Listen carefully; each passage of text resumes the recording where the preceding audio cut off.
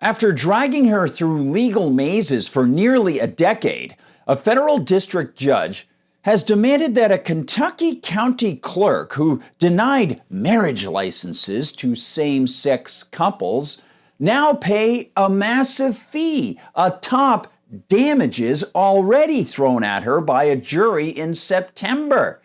It's a battle that, at first blush, goes back to 2015, but it actually has deeper roots that dig all the way back to the late 1800s, to the original concept of marriage as a societal/religious ceremony, and roots that put into serious question the oft-assumed validity of the fatuous term marriage license. Hi everyone, I'm Gardner Goldsmith for MRC-TV. Her name is Kim Davis. She's the former clerk of Rowan County, Kentucky, and despite a 2015 Supreme Court of the United States SCOTUS ruling that legalized same-sex marriages, Davis refused to certify marriage licenses of same-sex couples, citing her freedom of religion, which is assumed by many to be protected under the First Amendment of the U.S. Constitution. Federal District Judge David Bunning quickly found her in contempt of court and ordered her to spend 5 days in jail. And then the lengthy lawsuit process began. CNN's Chris Boyette actually runs through the timeline. Quote, David Ermold and David Moore sued Davis after being denied marriage licenses multiple times by her or her office. In 2022, Bunning ruled Davis violated their constitutional rights. And in September 2023, a jury awarded the couple $100,000 in damages. But that wasn't enough. For Davis's terrible transgression, Judge Bunning just ordered her to hand over, get this, $260,000 in fees and expenses to the offended plaintiff's attorneys. Looks like some lawyers aren't having trouble paying their university loans. And it looks like, once more, the real winners in the so-called justice system are the court staff, who, regardless of how well they operate, always get to receive tax money for their salaries and can also impose fees almost anytime they want. And perhaps some other winners are those who either intentionally or unintentionally don't question the highly questionable idea that the state has any appropriate role in licensing marriage.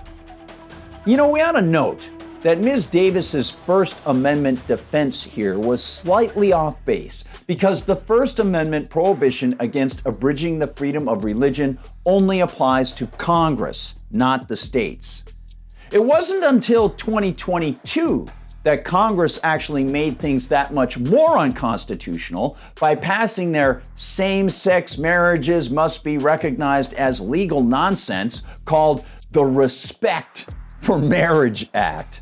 So when we look at this case, both temporally and constitutionally, it's the Kentucky Constitution that should guide people about the freedom of religion issue. And it just so happens that the Kentucky State Constitution does promise protection of religious freedom.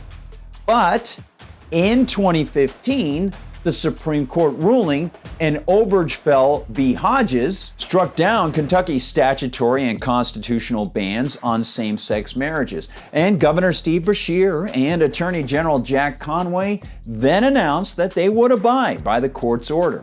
And the so-called justification for the Supreme Court ruling, for Judge Bunning's orders of fines and fees, as well as the September jury decision, well, they all hinge on the main legal argument that same-sex marriage advocates long have been making.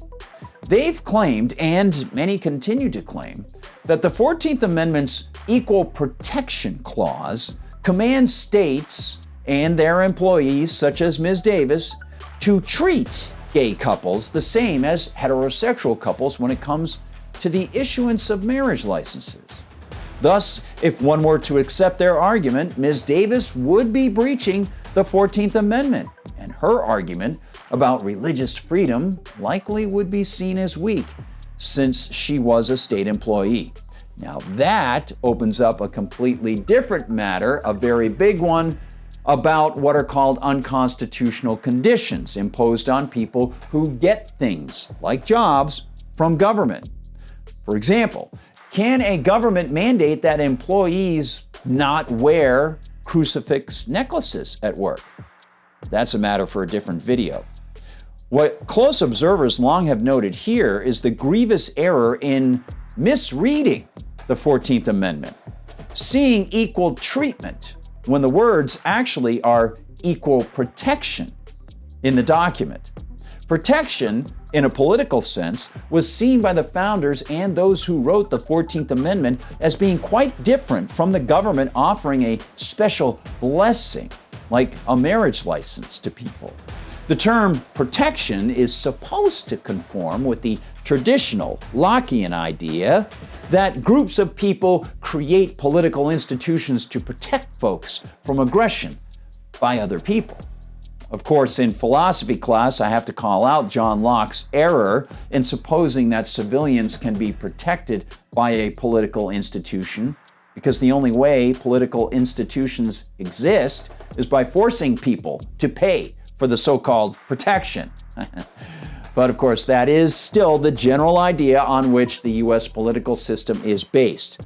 Though it is logically and morally flawed, the U.S. foundation is that government can take your money to so-called protect you from other people. That was the idea. It's not supposed to take your money to give things to other people. Of course, some people in philosophy classes argue that you should be paying for your own protection and not forcing your neighbor to pay for it as well. But on the marriage issue, I wrote for the Mises Institute in 2006, quote, "A state-sanctioned marriage is a government-preferred benefit, granting unique government treatment by law and forcing certain actions by private industry under the law. It grants the sole license of conducting legal marriages to a select few and excludes others from operating freely to conduct legal marriages. These facts alone stand in sufficient contravention to the concept of individual liberty to warrant opposition to state licensed marriage. George and Martha Washington never had a marriage license, and most Americans didn't need them until the mid-1800s. It's likely they would be appalled by the degree to which we have gotten the government involved in a sacred religious ceremony." And thus the 2015 Supreme Court decision in Obergefell, the 2022 so-called Respect for Marriage Act, which also infringes on the First Amendment protection of religious liberty because Congress passed that, and the subsequent jury and court actions against Ms. Davis, well, they all stand as tragic mistakes that reinforce massive, widespread misapprehensions regarding the Equal Protection Clause, the First Amendment, the original rationale for so-called just government, and even the overbearing claim that people have to get licensed by the state to get married. The only area where Ms. Davis might have been challenged on constitutional grounds is seen in the U.S. Constitution's Full Faith and Credit Clause, found in Article 4. Under that clause, any legally binding contract from one state must be recognized as legally binding in all states. And as a result, if Ms. Davis had been approached by same-sex couples who had been married in other states, her oath to the U.S. Constitution would have obligated her to recognize their out-of-state marriages as valid. It's all an ugly, ugly mess, smeared with the contemporary makeup of long misread constitutional clauses, long misused and misunderstood terms such as protection and rights, and long-held false beliefs that government has any appropriate place licensing anything. As I noted in my Mises piece, and as Ryan McMakin wrote in 2011, marriage licensing began in the late 1800s as a tool to block white people and black people from legally marrying. It, like all forms of licensing, is an evil that should be exposed and repudiated, not promoted through fatuous claims of equal protection, when the only thing being protected is the perpetuation of political power over people who shouldn't have to put government above God.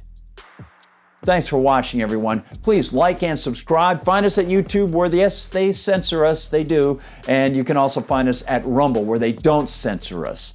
Numbers have been growing over there very much. Thank you. You can also find us at MRCTV.org. That's MRCTV.org. While you're there, please visit the MRC Store and consider donating to the Media Research Center. That's a big help and helps us make more of these videos. You can also find us on TikTok and Instagram and on Twitter. And on Gab, I'm at Gardner Goldsmith. And on Twitter, if you want to find me, it's at Gard Goldsmith, G-A-R-D Goldsmith. For MRC TV, I'm Gardner Goldsmith.